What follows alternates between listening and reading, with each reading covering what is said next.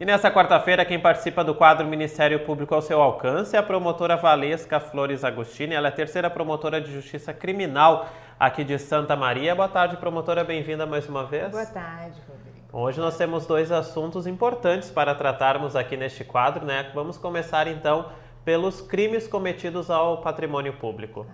Em relação aos crimes cometidos com patrimônio público, nós temos duas espécies. Principalmente aqueles que são cometidos pelo particular, por qualquer pessoa, contra o patrimônio público, e aqueles que são praticados por funcionários públicos no exercício da função. Em relação aos crimes praticados por funcionário público no exercício da função, normalmente ou a prática da corrupção ou do peculato. Tá? Felizmente, em Santa Maria, nós não temos muitos processos em andamento em relação a esse tipo de crime. Talvez possa ser que são crimes mais difíceis de ser investigado porque acabam se dando dentro do próprio órgão público e às vezes somente após algumas auditorias que se noticia e daí que se passa então a se ter uma investigação criminal ou mesmo daí o ajuizamento de uma ação penal para verificação. Tá? Já em relação àqueles crimes que são praticados por particulares contra o patrimônio público, a gente já vê um número maior nas nossas varas criminais. Né? E por incrível que pareça, nós temos o crime de dano ao patrimônio público bastante praticado. E às vezes se parece assim algo pequeno se eu analisar uma conduta individualizada. Mas se nós formos somarmos várias condutas que são praticadas, muitas que são praticadas em unidades de saúde do nosso município, que nós já sabemos a situação da saúde em geral, e ainda com quebra de equipamentos, destruição, muitas vezes até de aparelhos que são utilizados ali naquela unidade, a gente vê que se for somando os gastos que se tem, se gasta muito para repor isso em razão assim, de cada atitude individual que se tem. Pois é, e a pena pode chegar a quanto tempo? A pena para o delito de dano ao patrimônio público, ela é uma pena pequena. Tá? Ela sai de 1 ano e com isso a pessoa tem a possibilidade do que nós chamamos de suspensão condicional do processo, se ela não tiver envolvimento em outro delito. A grande vantagem dessa suspensão condicional do processo, que quando a gente propõe como uma das condições a reparação do dano. E efetivamente isso se tem conseguido então. Danificou, vamos dizer, um aparelho de pressão lá do PA. Né? Vai ter que reparar aquele dano além do cumprimento de outras condições. E a pena máxima estipulada, ela é em torno de 3 anos. Tá? Como é um crime que não é cometido com violência ou grave ameaça à pessoa, acaba sendo aplicada geralmente uma pena substitutiva se a pessoa for condenada, que geralmente vai de uma prestação de serviço à comunidade ou mesmo né, uma reparação do dano também nesta fase na sentença. Ontem aqui na cidade foi aprovado na Câmara de Vereadores por unanimidade a lei anti-pichação e tem lá um parágrafo que fala também aos danos cometidos né, a prédios públicos. Então já vai entrando também nessa nova lei. Também, tipo nós temos assim, principalmente a pichação, ela tem um que nós chamamos assim, de um crime, um tipo penal específico na lei dos crimes ambientais, que foi né, promulgada posteriormente ao Código Penal. E ali é um tipo penal específico, onde só que esta lei do crime ambiental, esse crime previsto, que se enquadraria ali a pichação, ele é considerado de menor potencial ofensivo. O que significa isso? A pena máxima dele é inferior a 2 anos. Com isso, ele é julgado pelo Juizado Especial Criminal e existem ali a aplicação de algumas medidas despenalizadoras, ou seja, alternativas à prisão num primeiro momento. Tá? Então, praticamente todos esses delitos relacionados, seja a pichação de qualquer muro, casa de um particular ou de um bem público, acaba sendo julgado de acordo com o que é especificado na lei dos crimes ambientais. Sim. Mas, sem dúvida, eu acredito assim, essa aprovação faz necessário que muitas vezes a penalidade, a multa trazida de forma administrativa, ela é superior à multa penal. Então, com certeza, faz mais efeito até.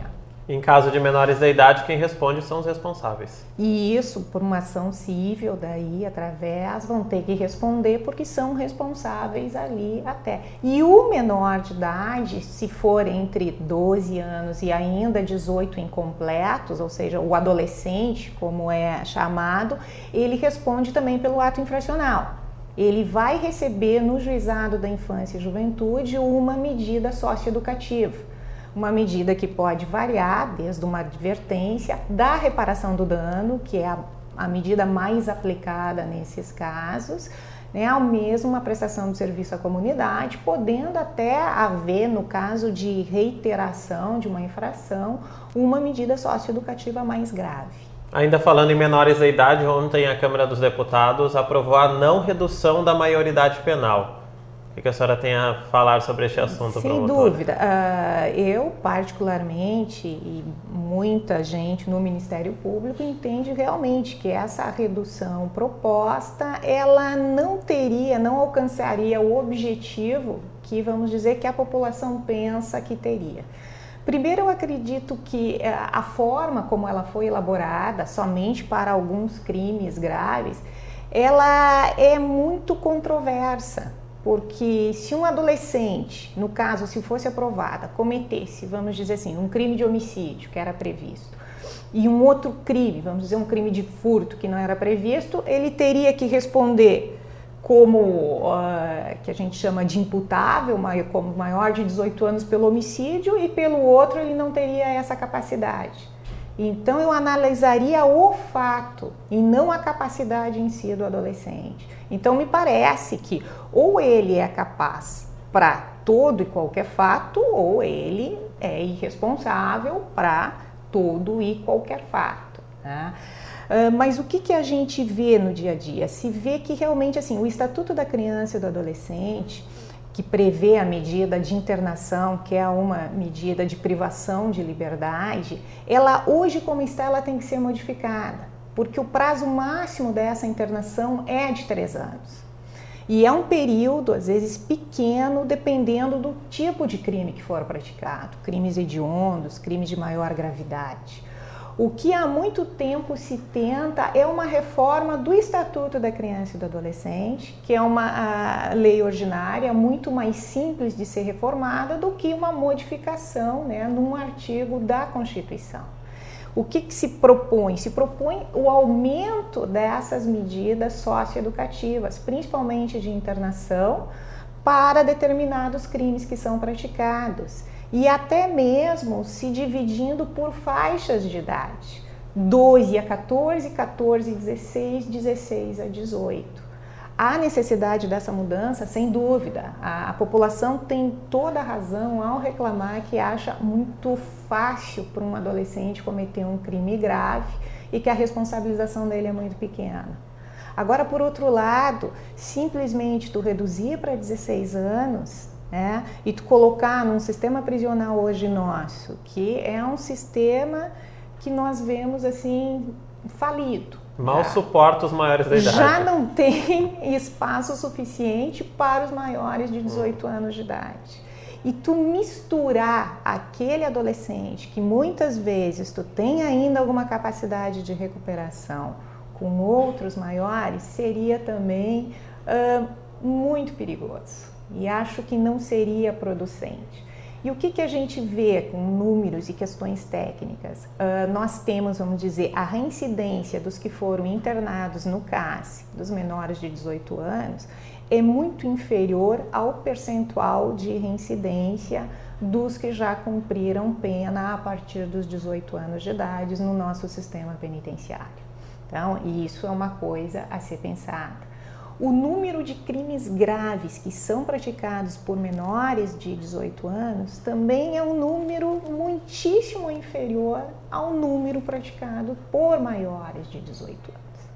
É claro que muitas vezes se coloca assim aquele adolescente que a gente vê que praticamente assim não tem recuperação. Existem pessoas sem recuperação? Infelizmente existem, tanto menores de 18 quanto maiores de 18.